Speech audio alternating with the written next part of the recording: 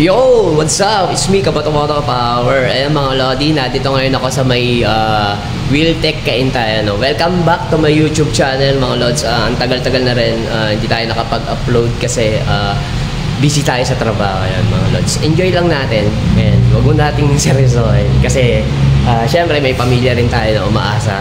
Ayan mga Lodi, first PMS ni Kawasaki CX-4RR natin.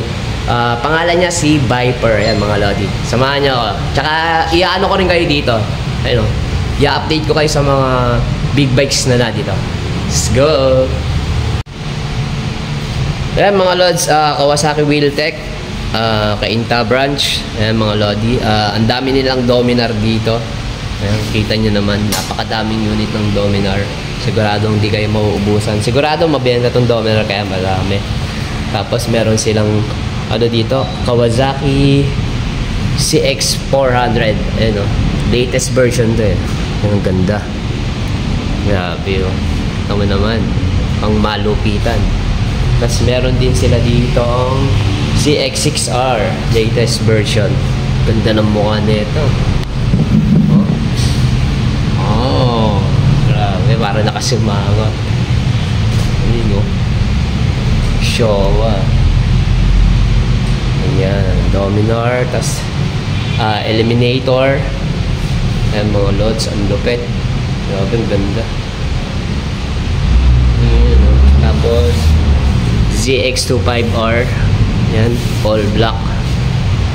Ang ganda na ito, A94 din siya. Ayan mga Lods. Tapos doon sa may bandang likod, pang malakasan doon eh. Sigurado mas maganda doon mga Lodi. Ayan, Kabato-Moto YouTube channel. Baka naman pa-subscribe. Ito, CH2 Supercharged. No, lupit na ito. Kaya lang may-ari, no. Biruin mo, napakaganda, napakamahal, na-afford pa rin. Siyempre, sipag at tiyaga, yun naman talaga. Tsaka simba-simba mga Lodi para ma-avail nyo to. Mga dream bike natin, CX-10R. Yun no, grabe ang ganda. Tapos sold out. Ano naman, paano sasabihin naghihirap ang Pilipinas? Halos milyon yan, nabibili pa rin nila. Kaya huwag kayo matatakot magnegosyo kasi meron talagang ano, masisipag na tao na-afford yung mga gantong mahal na big bike. Z1000 SE.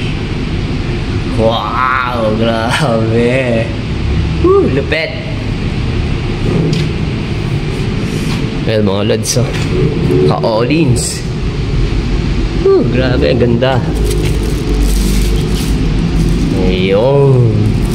Okay.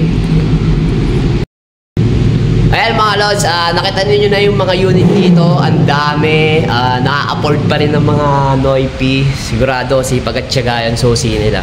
Kaya nila na-afford to. Ayan mga Lodi, samahan nyo ako sa baba. Puntahan na natin si Viper. Let's go.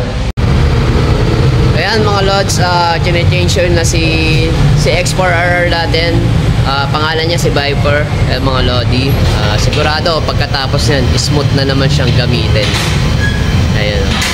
Nagastos ko pala dito around 2,950 per PMS. Updated dapat kayo sa ano, hindi kayo lalagpas sa ano niya,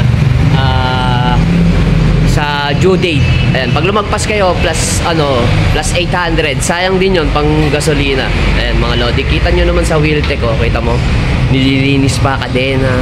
Napaka ano, ang ganda ng service dito. Ayan mga Lods. Tapos sa kabila merong ano, pwedeng ano ba? Ayun. Ayun, shoutout pala kay Bossing, may-ari ng CX-6R. Ayan. Taga saan kayo, boss? Taytay. Taytay dito. Okay, yung ganda. Lupit ng motor ni Bossing, mas malupit sa atin to. Ayun oh. Matte gunpowder, diba? Ayun oh. Ang lupit. Grabe, 600. Mas Bossing to. Oh, diba? Ganda. Ayan mga Lodi. Ayan mga Lodi. Lodi, mamaya tapos na siya. Tapos maggagawa rin tayo ng mga sound check natin kay Viper para sa tambucho niya. Hindi ko, bilin, ano pala siya, B-Max. Ayan o. B-Max muffler. Gagawa tayo ng mga sound check mga Lods. Don't forget, follow, like, and share, subscribe. Kaboto-boto. Power.